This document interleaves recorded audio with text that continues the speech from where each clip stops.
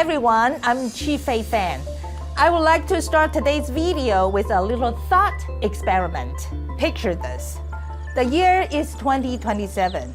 It's October in Taipei, a lovely time of year.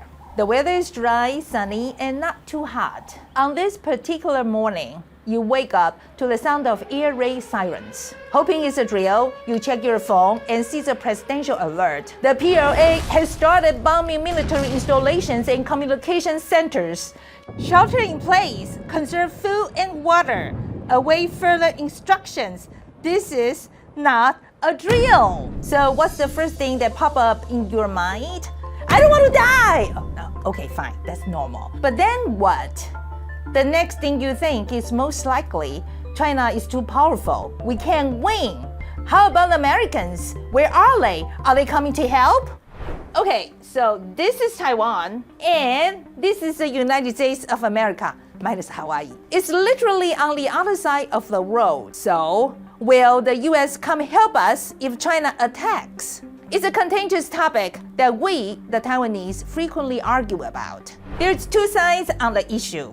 One side says, Taiwan produces 90% of the world's most advanced chips. If we fall to China, the whole global order collapses. Democracy is dead. Totalitarianism wins. America cannot afford to let that happen. They are definitely coming. The other side says, America is facing serious domestic problems. Taiwan is so far away. Why should they care? When it comes down to it, they are not going to risk American lives and their own economic stability to fight our war. They are definitely not coming. So will they or won't they? Maybe we should ask the President of America. So are you saying that the United States would come to Taiwan's defense if China attacked? Yes, we have a commitment. But would U.S. forces defend the island? Yes, if in fact there was an unprecedented attack. Are you willing to get involved militarily to defend Taiwan if it comes to that? Yes, that's the commitment we made. He did not just say it once. After taking office in 2020, he has said 4 times already. What the US president says does not become policy automatically, but it definitely helps. On the other hand, presidents only last 4 to 8 years, and there is this other guy who might be relevant again very soon. Should the U.S. help defend Taiwan if it means going to war with China? Well, I don't want to say it because if I'm in the position of president, I don't want to say what I'm thinking. Honestly, hearing Trump talk like this does not make us Taiwanese people feel safe at all. But he's a politician, and politicians could change their stance overnight. Plus, Biden is still the president for now. So, maybe we should ask non-politicians who aren't playing poker with geopolitics what they think. Well, according to the US policy experts we interviewed, the unanimous opinion is that America will intervene in some way. I would say that the general expectation in the DC policy community is that the United States would be there to defend Taiwan. We would be not only providing political, economic assistance to Taiwan, but likely sending military troops, engaging in significant battle against China. That may not take the form of a mutual defense treaty, but the reality is it's about as strong as one because U.S. credibility in the region is measured by the level of its support for Taiwan. And it's not just American experts. Even the Chinese themselves believe it. According to a study by one of America's top think tank, CSIS, when 64 Chinese experts were asked if they thought America would intervene in Chinese invasion of Taiwan, guess how many of them raised their hands? All of them. In fact, the PLA has long factored American intervention into their invasion planning. That's why when they fire missiles at us after Nancy Pelosi's visit, their target was the ocean east of Taiwan. It was clearly a message to the US as much as it was to Taiwan. Like, look what I can do! Okay, that's kind of gross. Anyway, if a war breaks out in the Taiwan Strait, it seems like the general consensus is that America will intervene in some way. The key question is not if they will help, but How? Today we will talk to Taiwan's former Chief of Defense Li Ximing to see if we can get some clarity on this topic.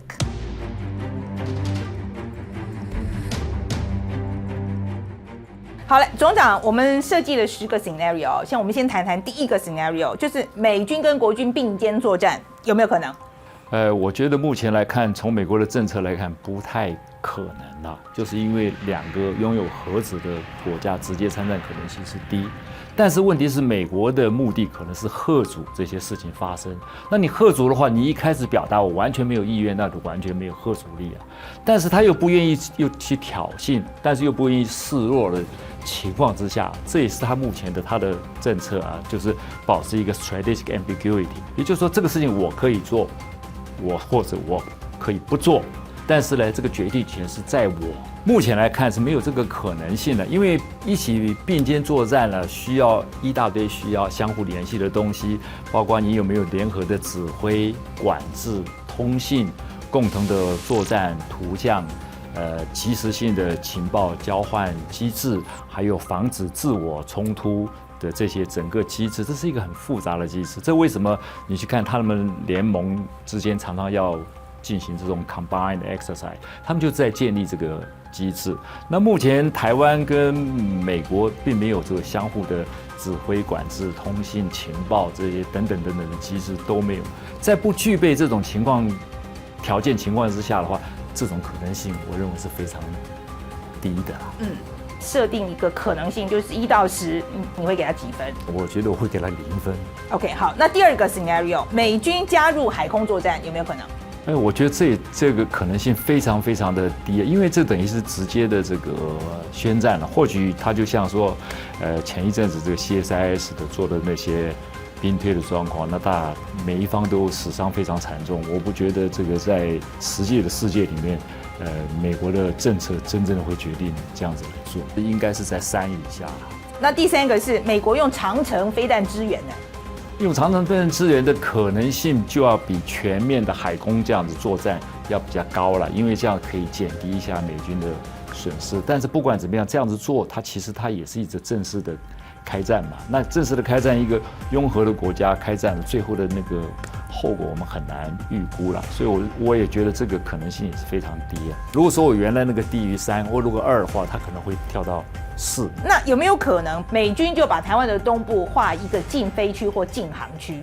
这样可不可以？这可能性是有，但是我不觉得从美国的立场来看，这样子是一个好的方法。因为如果你把东部的禁航区划下，他的意志力很强，他硬要进来的话，那你是动手还是不是动手？你属于动手，在美国来讲，当然不希望是有这样子的一个结果嘛。在乌克兰也曾经有状况嘛，泽连斯基说希望禁飞区，对禁飞区，那这个美军这个 NATO 他们也不太愿意。原因是因为万一俄罗斯真的进来，你到底打不打他？你打他的话，变成是你在挑衅嘛。所以这个 idea 有可能性，但是还是非常的低了。但是如果我要给他的话，我不会超过5了。那接下来是大家台湾讨论很多，就是在台湾存放很多武器，这个有没有可能？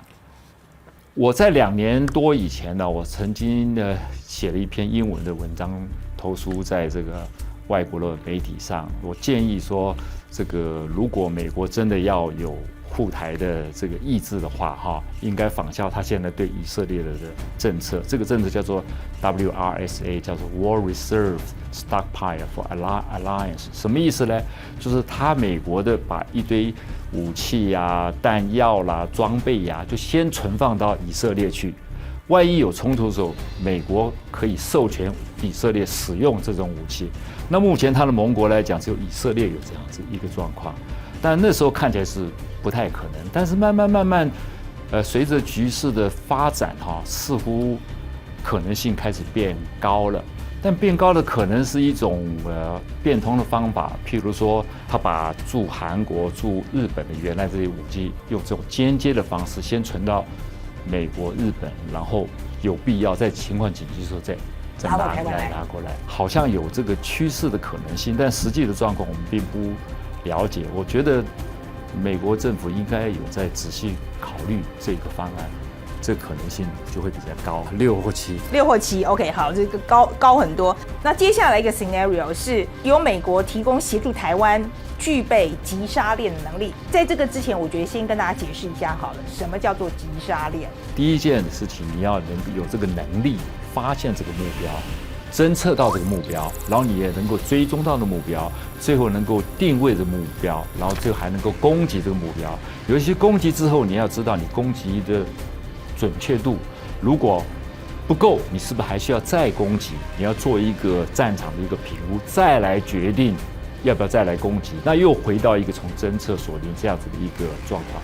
这个一般来讲，我们就称之为击杀链的概念。那好，那美国有没有可能协助台湾来建立这个击杀链呢？我觉得美国应该有在思考这个问题，我也觉得有它的可能性。2022年在美台商会的时候，那时候的一个美国的国防部副助理亚太副助理部长曾经提过这个，他觉得这样子能够帮助台湾增强他自己的嚇阻能力，增强他自己的作战能力。从他的演讲上面来看，我觉得是有可能性的，因为这个东西不需要非常外露式的这个训练来做，7、8成我是觉得有可能的。然后接下来是美国提供情报。我想这个是一定会啦。不管是平时战时，美国提供情报这个东西，应该可能性非常高。我觉得一定会做。尤其你看现在在乌克兰战场，虽然美国不会承认，不过大家都知道有很多情报可能只有美国能够有能力获得，所以我觉得这个可能性蛮高的。一定会给他10 ，OK 好。比如说美国给台湾相关的军费好了，你给钱。给钱他已经在做啦。前2个月的那个 PDA 啊，那个总统授权的拨款，他直接就给你这个装备嘛。那他也2022年的年底的这个 NDAA 的国防授权法案上面也有讲，给你5年的100亿的美金的无偿的一个援助你嘛。那这个东西事实上已经在做了，平时都会做，那暂时当然一定可能的。那给钱没问题。他已经在做，所以他当然给他10了。好，那跟台湾合作生产武器有没有可能？我觉得有可能的，因为美国现在面临就是说乌克兰战争的消耗很大，又要援助台湾，它的整个军工产业的产能呐，显然是不足以应付这个需求。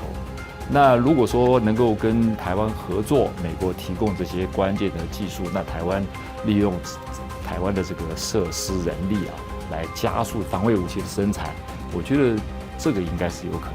像我们的 F-16的升级，这个洛马公司也是委托我们汉翔在做啊，这就是一个典型的合作生产武器装备的方式嘛。觉得这个可能性也超过5。好，那最后一个就是帮我们台湾训练军队。这个已经在做啦，你看最近几个月报纸有经常跟我们的一个整个营都在美国的基地里面接受这个训练嘛，那这个是一个好事，而且看起来也没什么副作用。我觉得这一定是10分嘛，未来这个训练只会多不会少，所以我毫不犹豫我会给他10分。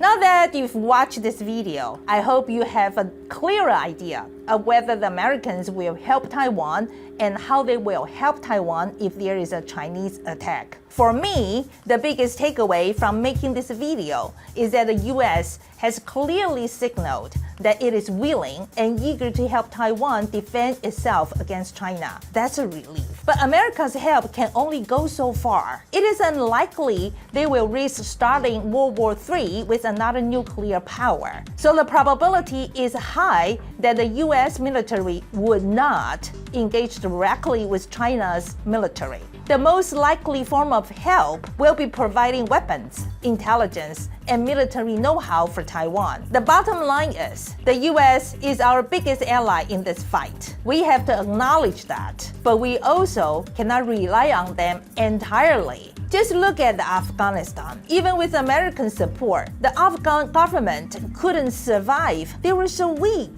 that when it came time to negotiate a ceasefire, only the US and the Taliban were at the negotiating table. The Afghan government didn't even have a seat at the table. Can you imagine if at the end of the Russia-Ukraine war, the Ukrainian government wasn't allowed to sit at the negotiating table? So, it's absolutely critical for Taiwan that we build our defense capabilities. If we want to survive, we have to fight our own fight. That's the only way to control our own destiny.